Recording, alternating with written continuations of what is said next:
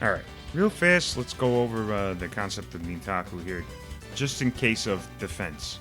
Because right now, we covered how do I offense, how do I play in the neutral, right? We're just doing pokes, we're looking for frame advantage. Okay, good. We've covered how do I defeat certain tactics, 2P spam strings, right, that are beating me up. Sure. Now let's talk about defending ourselves. It is impossible to play this game without getting yourself into what the VF community calls nitaku, two-choice defense system. It is impossible to not have to defend yourself, right? I've set up a dummy here to make me minus, and then I'm going to mash into that, and I'm going to become, I'm going to go into nitaku. -8. Anything above 4, they call it, above 5, sorry, they call it nitaku. So -6 all the way up to -9, you're in nitaku. After -9, they can punish you. They can throw punish you. They can, strike punish you if it's -12, etc., etc. Before -6, you can duck under the throw, right? This is the throw one, I think. Yeah. Oh no, that's a strike. Okay. This one's the throw. So I can duck under the throw at -4. I cannot duck under the throw at -8. And we'll do display settings so you see it.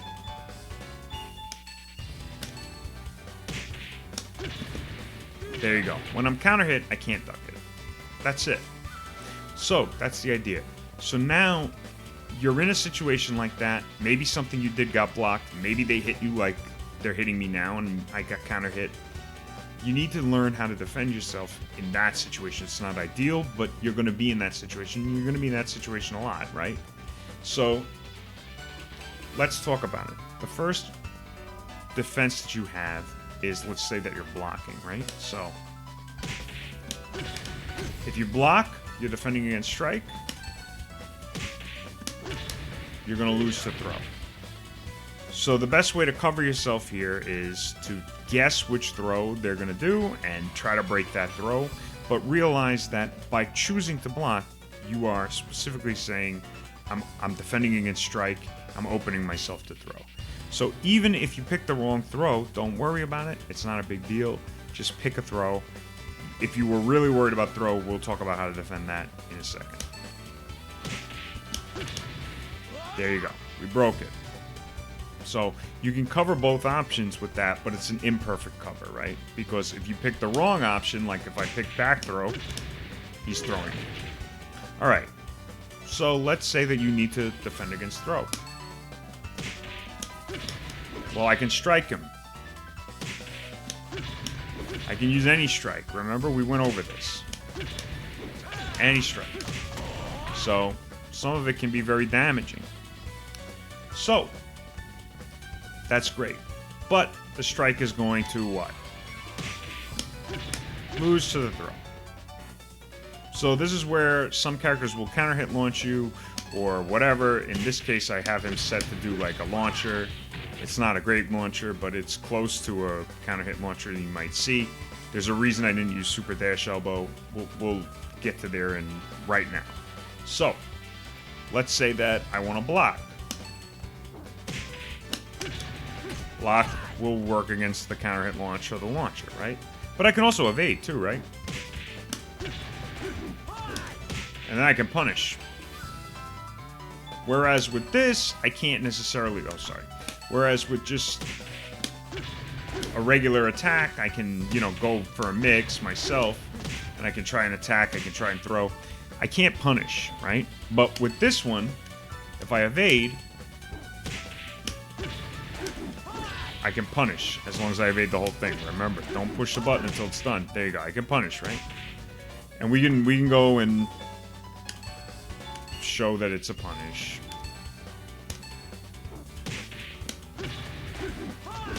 There you go. It's a punish. So we know it's a punish. But what is that going to do? That evade, is that going to lose to throw? What do you think? Yes, right? Let's show it. It loses to throw. Now, I can try breaking the throw during my evade, and that's totally fine. I will break that throw. But if I pick the wrong one, again, remember. Boom, it doesn't matter that I tried to break it. So it's an imperfect defensive throw, but it's a perfect defensive strike. Now, let's talk about some of the other weird stuff that you can do here. And why, even though you have all these other options, it's still defending one thing, strike or throw. So, let's say this guy is doing a lot of elbows on you. Well, Akira has an elbow parry, right? So I can parry the elbow, which is great. Very cool. But is that going to lose to throws? What do we think? Obviously, it's probably going to lose to throws, right? And it does. But it also loses to other stuff, right? It's going to lose to this high. See? It lost to the high. Because it's only an elbow parry on mids. I think it might parry knees, too. That's why I didn't use the knee attack that I did. It does parry knees. Now, he has a high parry. That's great. It parries the high. Very good. But it loses to mid. So, and it also still loses to throw. So this is an imperfect strike defense and an imperfect throw defense. So why would you ever use this? Well, let's say the guy has a pattern. He has a tell. You know that he likes to use, you know, super dash elbow or whatever. He likes to use this one, right? That elbow. So I can do this on him all day. So that's fine. I'm calling out that specific thing. There's nothing wrong with that. All right? That's one idea. What about this option? If he does a low, or maybe he does a high again.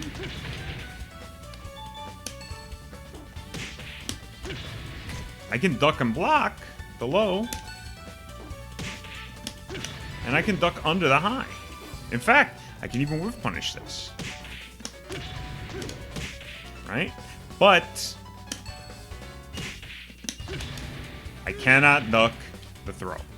So it's a strike defense, but it's an imperfect strike defense, and it also is not at all a throw defense. Why is it imperfect strike defense? Because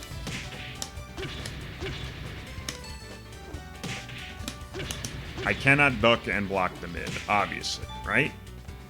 So every defense that you have is going to be made with one choice in mind. So even though you have options, and you have a lot of options, you have crouch block, evade, stand block, parry, sabaki if you have a sabaki. All these things, yeah, that's great. You have a million options. They all defend strike, or that's the primary defense. Okay? You have attacks. You have throw break. You have, what do you call it? Special, you know, stance stuff, K cancel. These all defend against throws, but they lose to attacks, right? So watch. Attack, right? That beats throw. K cancel. That beats throw. But if I try to attack, I get hit by the low. Yeah. And if I try to K cancel, I'm still getting hit. If I try to attack here, I'm getting hit by the mid. Same thing with K cancel. Perfect. Right? We understand this. How about this kind of thing? The jump attack. Oh, that'll beat that, right? It'll beat the low. That's cool. Well, his jump attack doesn't actually beat throws. And it certainly doesn't beat mids. Other characters' jump attacks might beat throws as well. Here's a good option. Here's a good example. We'll do this, right? So my low beats the high. My low beats the throw, but it does not beat another low, and obviously it won't beat another mid. See? So that's a throw defense. This is a throw defense, but it also beats some strikes, right? So keep that stuff in mind. Some stuff that you have can cover more than one option. Keep that in mind. But understand that all your defenses are based on strike or throw. I'm defending against one, and maybe I'm partially defending against the other, but I'm never going to be able to defend against both perfectly. It's just never going to happen. Alright? Alright, so that's your defense. Make sure that you understand that you need to start using your tendencies of your opponent to figure out what they're going to do. Alright, and base your defense on that, right? Any patterns you can detect, any feeling that you have about them. Alright, thank you.